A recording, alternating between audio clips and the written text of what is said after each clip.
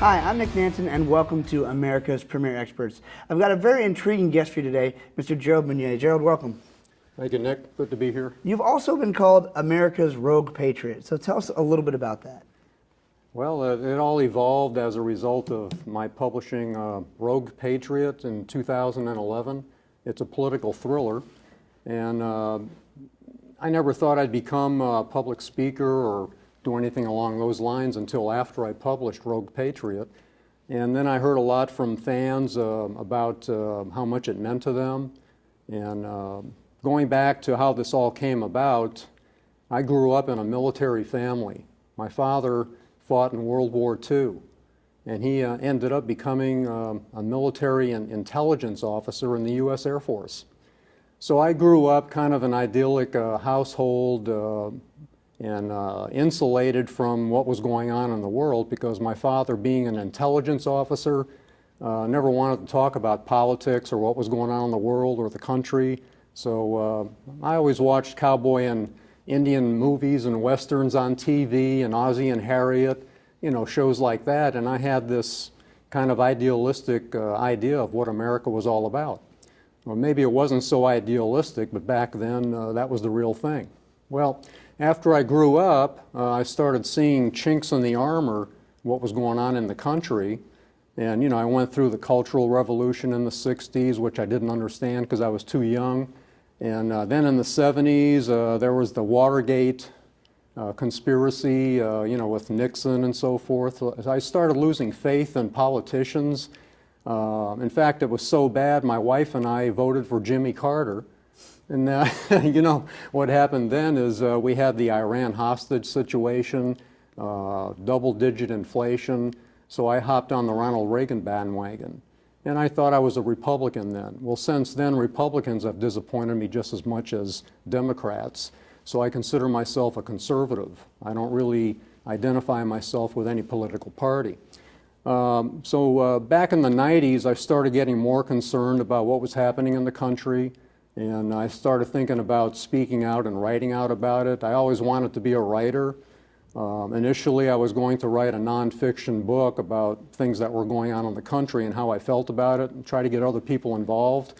But then I realized I really didn't have a platform, so to speak, to attract a publisher. So I always wanted to write the so-called great American novel, and so Rogue Patriot finally came about, and it was published last year.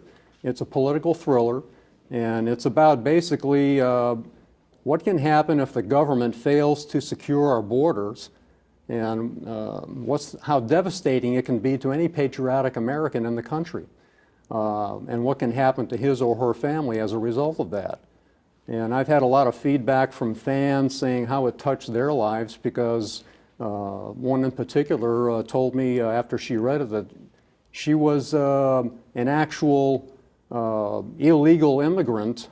Now she's legal, but she originally was an illegal immigrant, and so she's obviously concerned about the illegal immigration issues that we have in the country. And she thought that was something that really spoke directly to the issue. But Rogue Patriot is more than just about illegal immigration and what can happen to the Mexican border if it's not secured. It's about a former FBI agent whose wife is killed by an illegal immigrant on the streets of Washington, D.C.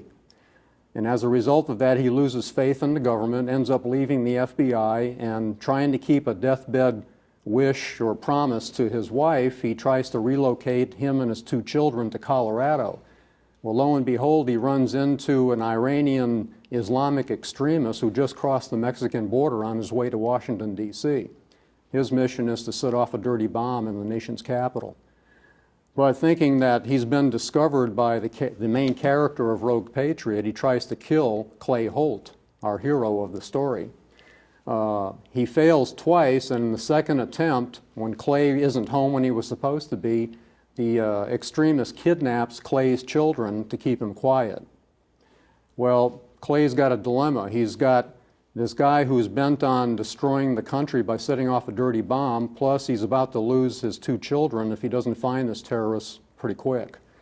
I won't tell you how it ends. Obviously, it's going to have a happy ending, but That's pretty much what Rogue Patriot is about. It's about what happens if our Mexican border is not secured. Problem is politicians really don't want to secure the border because they're hoping one party or the other is going to get all those free votes from the millions of illegals already in the country. But that's food for fodder in the second novel, because this is going to be a series. Very cool, very cool. So you don't consider yourself a political activist, and I know that, and you say you're conservative, but you don't really follow along party lines. So what through this and through your thought process, what's your kind of mission and vision for America, really?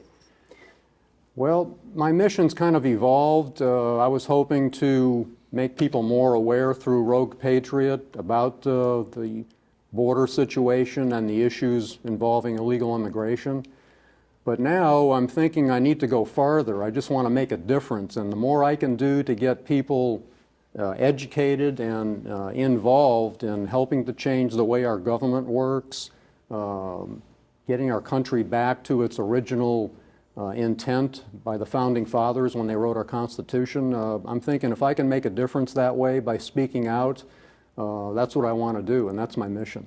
Awesome. And so I know you go around the country and you speak to different audiences. Why don't you, so viewers who are watching this can understand how they might be able to have you come in and speak. What kind of audiences do you speak to, and on what particular subjects? I mean, are there obviously about Rogue Patriot, I'm sure, and about the country and the state of the border. Just give us a little bit of an idea so we can make sure they understand that. Well, I'm interested in organizations. Tea Party is the most well-known organization in the United States that's concerned with certain of these values that I identify with. But that doesn't mean that I identify myself with the Tea Party. They just happen to be a bunch of U.S. citizens that are concerned about some of the same things I'm concerned about. But I'm looking to speak with more organizations, associations, any organization that's interested in helping their members or their community learn more about the Constitution and how they can participate in getting elected officials into Congress to represent what they're really there to do. That's awesome. Well, very good. So I'm sure after watching this, a lot of people are going to want to reach out to you. So how can they find you, Gerald? They can find me on my website. They can go to americasroguepatriot.com, or if they can spell my name, they can go to geraldmeunier.com. We'll help them with that. We'll put it up on the bottom of the screen for them. Great, thank you. And on my website, I'll be offering, as time goes on this year, other informational products and videos. I'll be doing a series of videos to help people get better educated and let them know how they can get more involved. That's awesome, man. Thanks so much for joining us. Thank you very much, Nick. Thank you.